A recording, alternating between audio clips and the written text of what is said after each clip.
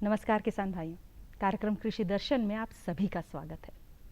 किसान भाइयों, मौसम परिवर्तन के साथ साथ हमारी खेती किसानी में क्या क्या सामयिक कार्य हमें करने चाहिए, खेती के उन्नत और वैज्ञानिक तरीके कौन कौन से हैं, किस प्रकार से हम जैविक खाद और उन्नत कृषि यंत्रों को प्रयोग में लाकर अपने समय और धन दोनों की बचत कर सकते हैं।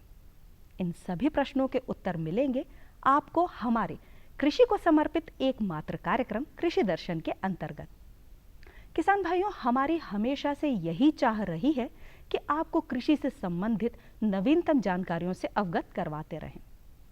जैसा कि हम सभी जानते हैं कि ये मौसम चल रहा है रबी की बुवाई का।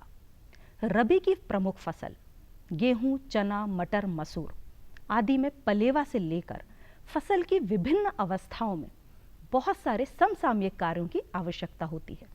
वो कौन कौन से समसामयिक कार्य हैं, इनमें कौन कौन सी सावधानियां बरतनी चाहिए, ये सभी जानकारी आपको मिलेगी आज के हमारे कार्यक्रम के अंतर्गत। लेकिन अब समय हो चला है कृषि के समाचार जानने का, तो चलिए अंक की शुरुआत करते हैं मंडी भाव के साथ में खबरें खेती की से।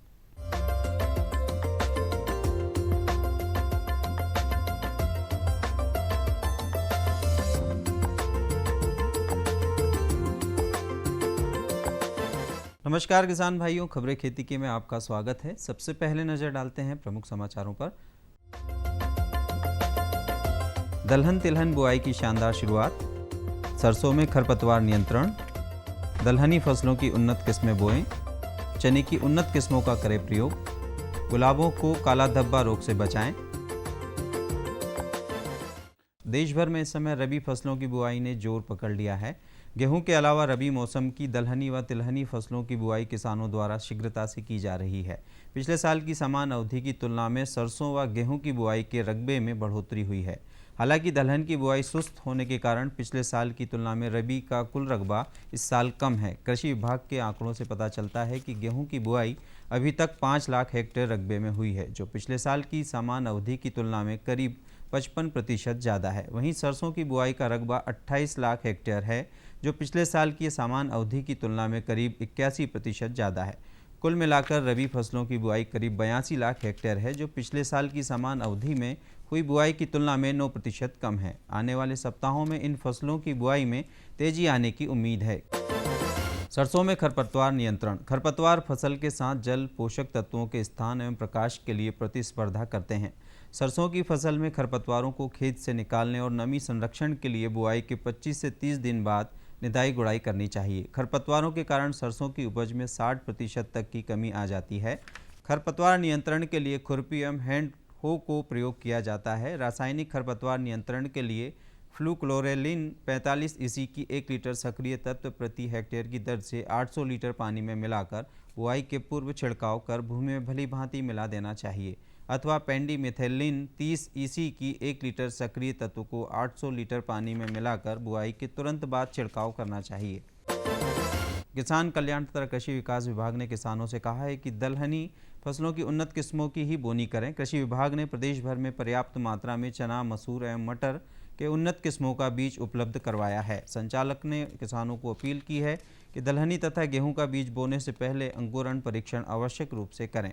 सिंचाई की उपलब्धता के आधार पर ही रबी की फसलों का चयन करें। किसी भी तरह की तकनीकी सलाह के लिए अपने समीप के ग्रामीण कृषि विस्तार अधिकारी से संपर्क करें। असिंचित अवस्था में चने की बोनी जल्दी प्रारंभ हो जाती है। रबी के मौसम में चना सर्वाधिक क्षेत्र में बोई जाने वाली दलहनी फसल है। उन्नतिशील प्रजातियों में छोटे और खुरदुरे दानों में जेजी 74, जेजी 315 एवं बड़े तथा चिकने दानों में जेजी 11 ज़्यादा लोकप्रिय किस्में हैं। प्रति हेक्टेयर 75 से 80 किलो बीज पर्याप्त। बोने के पूर्व फफूंदनाशक एवं जीवाणु खाद कल्चर से बीज का उपचार अवश्य करें। सिंचित अवस्था में 1 क्विंटल डीएपी प्रति हेक्टेयर एवं असिंचित अवस्था में आधी मात्रा का प्रयोग आधार खाद के रूप में करें। उकठा रोग से बचाने के खातिर चने का बीज उपचार करके ही बोनी करें। गुलाब का काला धब्बा फफूंद से होता है। यह रोग बारिश में जब वातावरण में आर्द्रता अधिक हो जाती है और ठंड के मौसम में अधिक फैलता है। पत्तियों के ऊपरी सतह पर 2 से 15 मीटर व्यास के गोलाकार काले धब्बे पड़ जाते हैं। ये धब्बे गोल बेडोल होकर एक साथ जुड़ते हैं, जिससे कि पत्तियों के किनारे मुड़ जाते हैं। इसके बाद पत्तियां पीली होकर गिर जाती हैं, साथ ही तना एवं शाखाएं सूख जाती हैं। रोग से बचाव के लिए क्लोरोथेलोनिल 2 ग्राम प्रति लीटर या बेनलेट 1 मिलीलीटर प्रति लीटर के घोल का छिड़काव करें। पौधों पर अधिक समय तक लगातार सिंचाई न करें। भूमि की सतह के पास की पत्तियों की कटाई छंटाई नियमित रूप से करें। पौधे को अधिक घना न लगाएं और पौधे में अच्छा वायु संचारण होने दें। तो किसान भाइयों, आज खबरें खेती की में इतना ही। आप देखिए मंडी भाव और मुझे दीजिए आज्ञा। नमस्कार।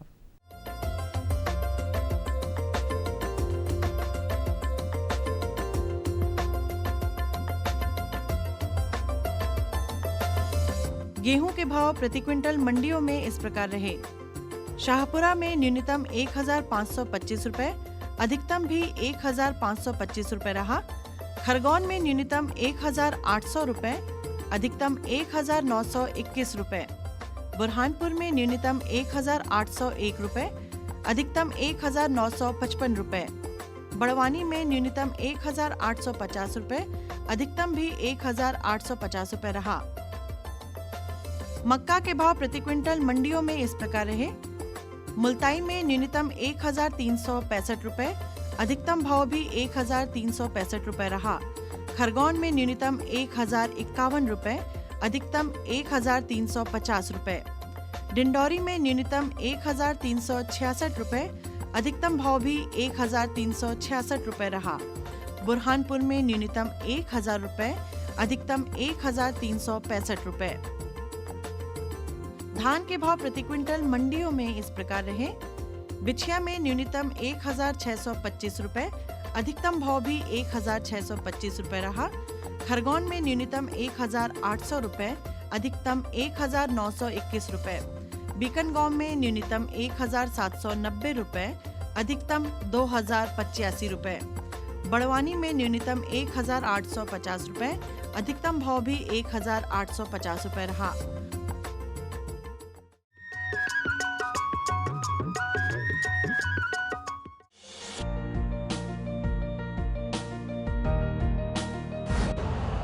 यूरिया का स्वदेशी उत्पादन 70 लाख टन बढ़ाने के लिए 6 उर्वरक संयंत्रों का उद्धार किया जा रहा है।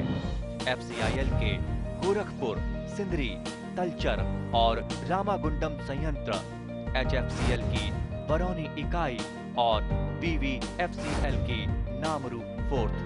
सोने पर सुहागा ये है कि देश में अब बनेगा सिर्फ नीम लेपित यूरिया, क्योंकि इससे होगा किसानों का फायदा ही फायदा। अनाज का उत्पादन 10% तक बढ़ेगा। बढ़ेगी 10 से 15% नाइट्रोजन क्षमता।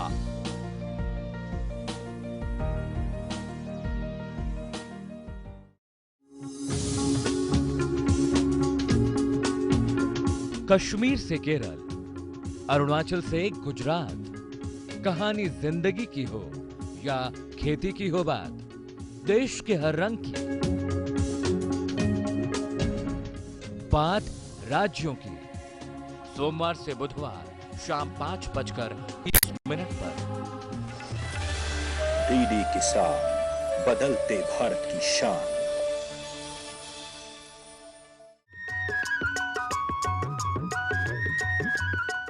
अरे वाह, जब हम कृषि के समाचार सुनते हैं तो कृषि जगत में क्या कुछ चल रहा है इसकी जानकारियों से अवगत भी हो जाते हैं।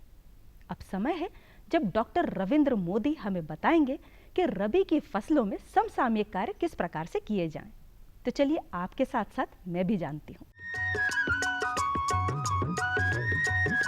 मैं एक एक करके आपको बताऊंगा कि किस स्टेज में हमें क्या क्या करना है। जहां पर हमारी फसलें पहले से लगी हुई हैं या सितंबर महीने की जो हमारी शोइंग है, जनरली हम लोग तिलहन और दलहन सितंबर महीने में लगाते हैं।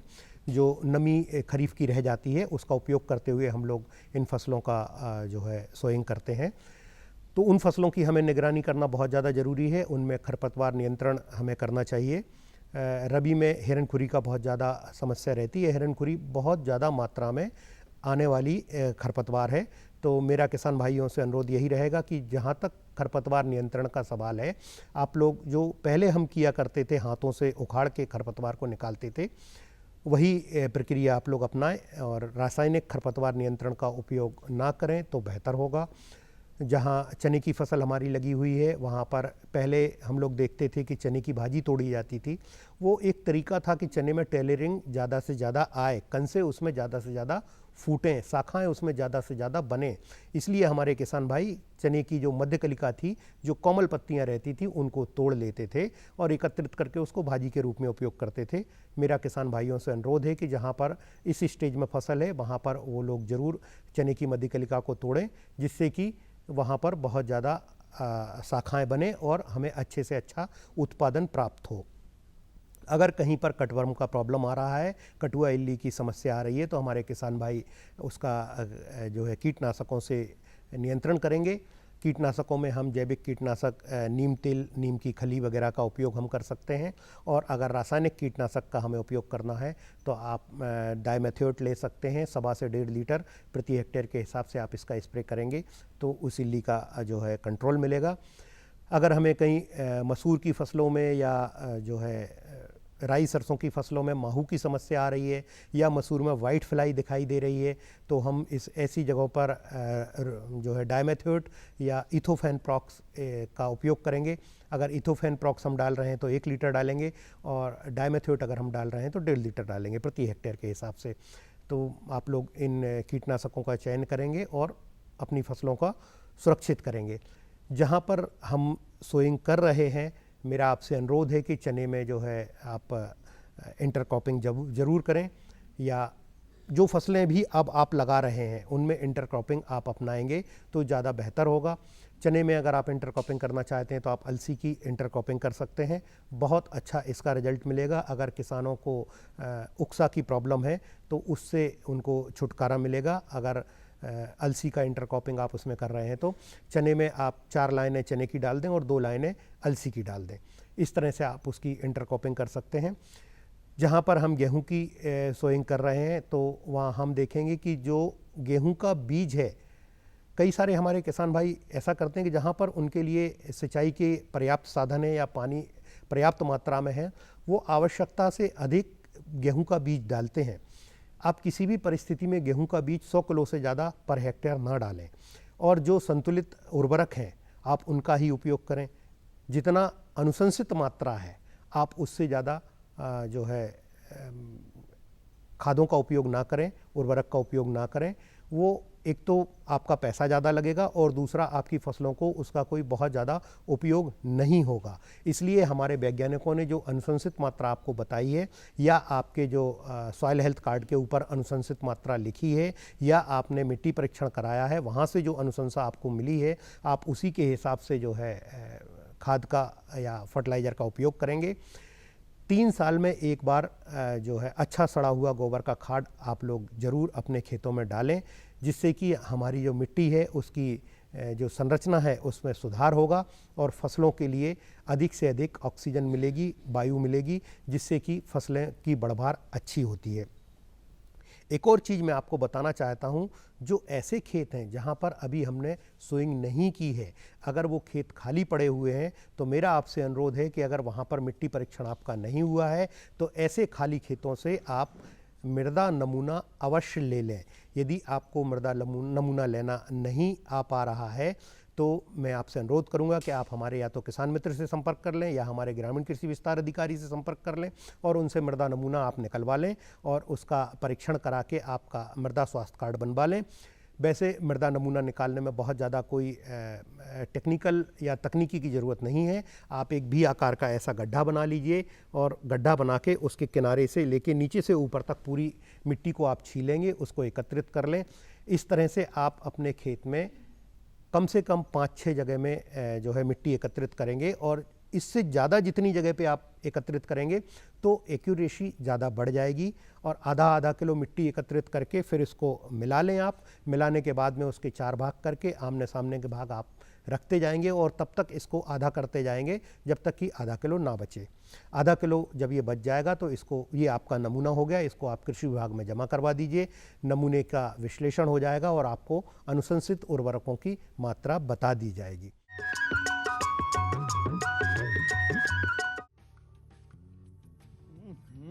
सब्जी में मसाला ज्यादा है। कितनी बार कहा है कि जितनी जरूरत हो बस उतना ही डाला करो। अरे मुझसे तो ऐसा कभी कभार होता है। और तुम जो हमेशा खेत में अनाप शनाप कीटनाशक डालते हो उसका क्या?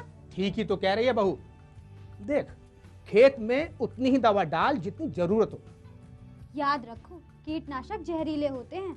डिब्बे पे लिखी सूचना के हिसाब से ही दवा डालनी चाहिए। पहले फेरोमोन ट्रैप, फ्लाइट ट्रैप, मित्र कीट, जैविक कीटनाशक आदि का इस्तेमाल करें। जरूरत पड़ने पर ही रासायनिक कीटनाशक का इस्तेमाल करें। छिड़काव सुबह या शाम दस्ताने, मास्क और पूरी आस्तीन वाले कपड़े पहनकर करें। हवा की दिशा में छिड़काव करते हुए पीछे जाएं। दवा के डिब्बे, छिड़काव यंत्र सुरक्षित जगह पर रखें। अब कुछ समझे क्या? हाँ, समझ गया मेरी रानी। अब ना करो नादानी। इसने पिला दिया ना तुझे पानी।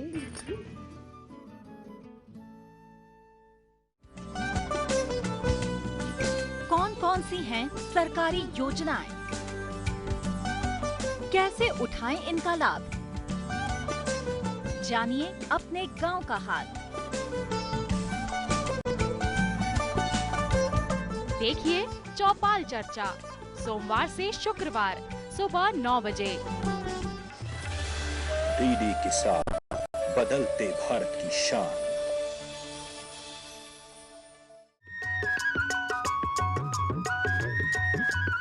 किसान भाइयों, आपकी मेहनत ही है जो लगातार कृषि को उन्नति की ओर आगे बढ़ा रही है।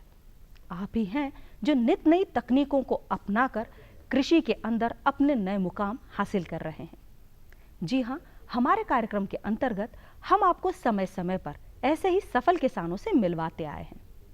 जिसकी बारी आज आई है, तो चलिए मिलते हैं आज के हमारे सफल किसान से और सुनते हैं उनकी सफलता की कहानी। मैं लगभग 15 एकड़ का किसान हूँ। मेरे पास पूरी 15 एकड़ ज़मीन सिंचित भी है और व्यवस्थित रूप से 2-3 भागों में बटी हुई है। मैं सोयाबीन, अरहर, गेहूँ, चना और मक्का, ये पूरी 5 फसल वर्ष में लेता हूँ और ये बड़े अच्छे ढंग से काम करता हूँ। मैं पहले मिट्टी परीक्षण का कार्ड देखता हूँ और मिट्टी परीक्षण के कार्ड में जो जो अनुशंसाएँ ज़मीन के लिए है की गई है, उस हिसाब से मैं अपने खेत में खादों का प्रबंधन करता हूँ। अब सबसे पहले बीज उपचार के बाद में बुआई, और बुआई में जो जो अपने को देना है, जैसे राइजोबियम कल्चर से भी करना है। पहले सांप से किया जाता है उपचार, फिर राइजोबियम कल्चर से और पीएसबी से, इनसे जो उपचारित करके बीज को बोना। कीट प्रबंधन के लिए जो जो अनुशंसाएँ आती है उस हिसाब से उन पे दवाई का इस्तेमाल करना। चारा मार अगर देना है तो, या फिर हम निंदाई के द्वारा चारा को मारें। ये हमारा सोयाबीन का होता है। और सोयाबीन में जैसे पूरी पक जाए, निकालने के बाद में हमने 1 वर्ष का आज से 5 साल पूर्व हमने वो निकाला था 1 एकड़ का रेशो। तो लगभग उस पर पूरा आय व्यय का खर्चा काटने के बाद में 25 से 30 हज़ार का मुनाफा 1 वर्ष में मिला था। वो भी प्राकृतिक के ऊपर, जब फसल हमको 1 एकड़ से 6 या 7 कुंटल निकली थी तब। अगर प्राकृतिक के हिसाब से हमें फसल कम होती है तो हमें निश्चित रूप से उसमें घाटा जाता है। फसल हमको पर्याप्त मिलेगी तो हमें मुनाफा 25 से 30 हज़ार रुपये प्रति एकड़ मिलेगा। और अगर प्राकृतिक ने हमारा साथ नहीं दिया तो हमें उसमें घाटा जाएगा। जैसे पिछले साल पूरा बीज चला गया किसानों का, ये होता है। अरहर की भी इसी हिसाब से हमारी गणना है कि अरहर में भी अब जो नई पद्धतियाँ आई है उस पद्धति से हम लगाएंगे। इस साल हमें नई पद्धति, धारदार पद्धति दी गई है। उस हिसाब से पॉलीथीन में हमने जो है हर बीज बोया है, 1-1 दाना, और उसको हम लगाएंगे बेड पर। और उसका प्रबंधन किस हिसाब से होगा वो भी करेंगे, ये पद्धति आई है। रासायनिक खाद अभी तक हमने अंधाधुंध उपयोग किया। अब हमने पिछले साल में 2 वर्षों से एक संकल्प लिया है कि हम जैविक पद्धति पे आएंगे। और हमने इसी के तारतम्य में लगभग 50 और 15 के 2 बेड वर्मी कंपोस्ट के बनाए। उनसे हमें पर्याप्त जैविक खाद मिलता है। केचुए का बना हुआ बिल्कुल चाय की पत्ती जैसा खाद, और उसको हम पूरी ज़मीन में डाल के ऐसा अनुभव करेंगे हमको रासायनिक खाद की ज़रूरत ना पड़े। फिर भी अभी कुछ दिन तक तो हम रासायनिक खाद का प्रयोग हमें ज़्यादा नहीं, थोड़ा थोड़ा करना पड़ेगा। बाकी 2-4 साल के बाद में रासायनिक खाद स्वतः ही हम समाप्त कर देंगे। मिट्टी परीक्षण से हमें उसमें अनुशंसाएं मिलती है कि आपको इतना यूरिया देना है, 1 एकड़ पर 10 किलो यूरिया लगेगा आपका जो 70 किलो DAP लगेगा, ये पूरी अनुशंसा, और पोटाश लगेगा, ये पूरी उसमें लिखा रहता है। तो उस हिसाब से हम उस खेत में रासायनिक खाद देंगे। कृषि विज्ञान केंद्र से हमें बार बार सारी जो है जानकारी मिलती रहती है, और ये समय समय पर जाकर हमें वहाँ पर कीट प्रबंधन के बारे में, फसल बोने के बारे में, माने उपचार करके बोना है, ये करना, माने पूरा यहाँ से हमें सहयोग मिलता रहता, और उसी के अनुसार हम जो है काम करते रहते हैं। बीजों का चयन हम बीज समिति से लाएंगे या हम स्वयं घर पर बनाएंगे, तो उसको हमें एक ब्रीडर के बाद में जो फाउंडेशन आता है, उस फाउंडेशन बीज को हम बीज समिति से लाएंगे, या तो 1 या 2 कट्टी लाएंगे, उसका हम बीज निकालेंगे और उसको हम व्यवस्थित ढंग से हमारे घर पे रखेंगे। उस बीज को दूसरे साल हम काम में लेंगे, 2-3 साल तक काम लेते हैं। हर साल हमारी पद्धति है कि 1 या 2 बैग हम जो है वो फाउंडेशन बीज लाते हैं।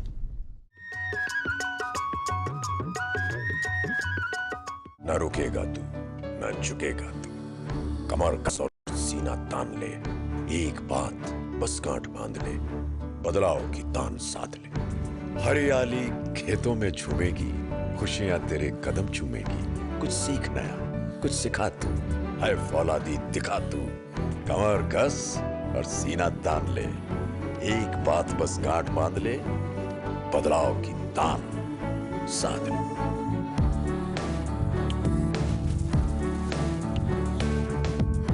दूरदर्शन किसान, छेड़ो बातें बदलाव की। पशु नहीं अभिमान है, किसान भाई की शान है, आय का है माध्यम, परिवार का सम्मान है। पशुपालन पर आधारित विशेष प्रोग्राम हमारा पशुधन, गुरुवार और शुक्रवार शाम 5:30 पर। DD किसान, बदलते भारत की शान। मुद्दा 1। खरीफ की फसल का मतलब ही यह है कि भाई जो मानसून की बारिश होगी उसी पे ये फसल जो है आगे चलेगी। राय अनेक। फसलों का और प्रजातियों का चुनाव सही से करें। विषय विशेष पर होगी जमकर बात। कैसी भी परिस्थिति आएगी तो किसान डटा रहेगा, किसान डटा रहेगा तो देश के लिए अन्न पैदा होता रहेगा। देखिए विचार विमर्श शुक्रवार शाम 7:30 पर। DD किसान, बदलते भारत की शान।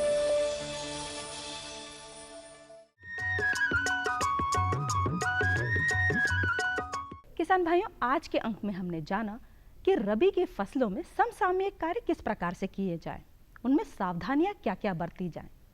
साथ ही साथ आज आप मिले हमारे सफल किसान से। हमारा कार्यक्रम आपको ज़रूर पसंद आया होगा, लेकिन ये हमें कैसे पता चलेगा? पता हमें ज़रूर चल सकता है जब आप हमें पत्र लिखें। तो चलिए कलम और पेपर उठाइए और हमारा पता नोट कर लीजिए। हमारा पता है कार्यक्रम कृषि दर्शन, द्वारा निदेशक, कमरा नंबर 4, दूरदर्शन केंद्र, Shyamala hills, Bhopal. Pin code है 462013। किसान भाइयों, अब समय हो चला है जब घड़ी मुझे बता रही है कि चलिए विदाई की बेला आ गई है। तो अगले अंक में फिर होगी मुलाकात कुछ अन्य कृषि संबंधित जानकारियों के साथ। तब तक के लिए मैं पूर्वा आपसे आज्ञा चाहती हूँ। नमस्कार।